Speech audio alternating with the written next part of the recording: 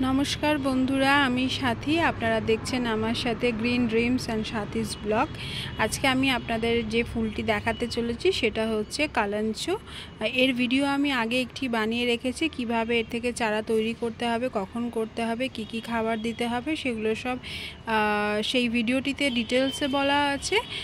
আপনারা চাইলে সেই ভিডিওটি আমার চ্যানেলে গিয়ে দেখে নিতে পারেন। আর আমি আজকে যেটা বলবো যে আমি যখন দেখিয়েছিলাম তখন সেই গাছটি তখনও ফুল আসেনি, মানে জাস্ট বার্ডসগুলো ছিল। এখন আমি দেখাচ্ছি ফুল ব্লুমিং হয়ে গেছে, মানে এই গাছটি আর কোনো বার্ডস এইটার একটু ছোট ছোট রয়েছে, এখনও ব্লুমিং হবে, এইটার মোটামুটি ফুটে গেছে। তো এই লুকটা আসে, এটা রেড কালার ডাবল প্যাটেলের। আর একটা যেটা আমি এর সঙ্গে লাগিয়েছি সেটা হচ্ছে ইয়েলো, এই যে এটা এখনও সম্পূর্ণভাবে ফোটেনি। আর এখানে আমার দুটো কালার আছে, আমি দেখানোর চেষ্টা করছি। এই যে এইটা একটা অরেঞ্জ কালার আছে, আর এই কালারটা হচ্ছে প্রথমে অরেঞ্জ হবে, তারপরে পিঙ্ক হয়ে যাবে, তারপরে শুকিয়ে যাবে। এটা হচ্ছে ব্যাপার।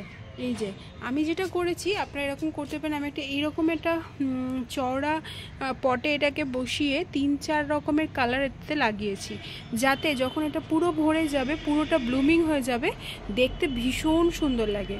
মানে একটা টপে একটা গাছ থাকলে যতটা না ভালো লাগে, একসাথে যদি আপনি অনেকগুলো এরকম কাটিং করে বসিয়ে দেন তাহলে কিন্তু খুব ভালো ব্লুমিং হবে। আর কাটিংটা বসানোর সময় খেয়াল রাখতে হবে যাতে নিচের ডগাটা ঠিকঠাক একটু সুস্থ গাছের ডগা কাটতে হবে। মোটামুটি 1 থেকে 1.5 ইঞ্চির ডগা কাটলেই হবে। সেটা কেটে আপনারা এরকম মাটির মধ্যে বসিয়ে দিতে পারেন। রুট হরমোন ইউজ করতে পারেন, কিংবা যদি নাও ইউজ করেন তাতে কোনো প্রবলেম নেই। তবে বলবো যারা প্রথম করছেন রুট হরমোন দিয়ে করুন, তাতে চান্সেস কম থাকে মারা যাওয়ার।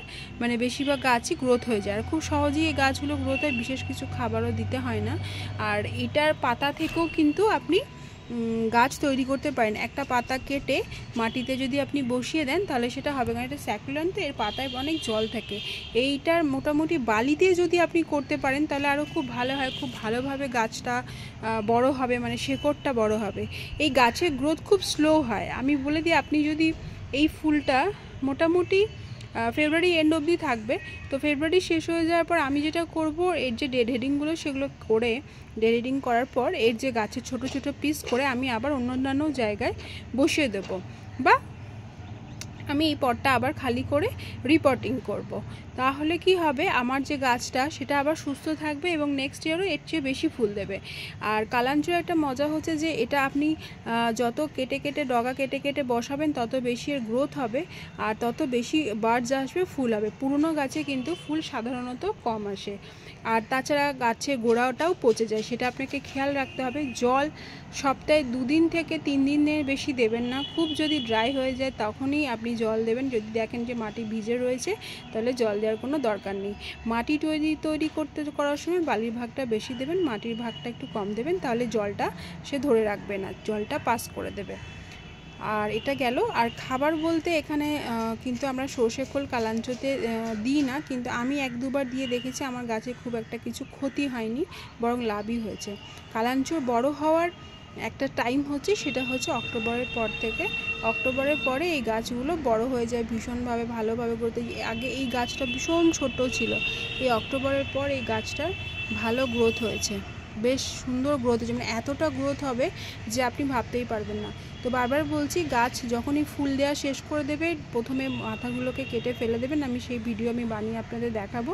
তারপরে সেটা ছোট ছোট পিস করে অন্যান্য জায়গায় বালির মধ্যে বসিয়ে দেবেন। যখন ওটা রুট বেরিয়ে যাবে, সেই রুটটা আবার আপনি আস্তে করে চামচে করে বা কিছু একটা সাহায্যে সেটাকে তুলে অন্য পটে বসিয়ে দেবেন।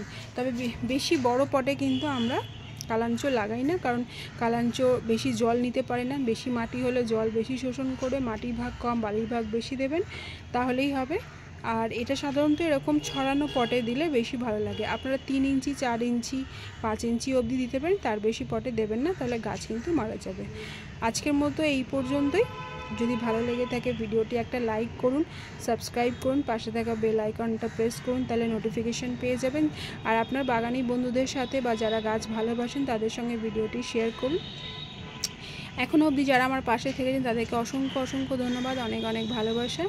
আজকের মতো আসি, দেখা হচ্ছে পরের ভিডিওতে।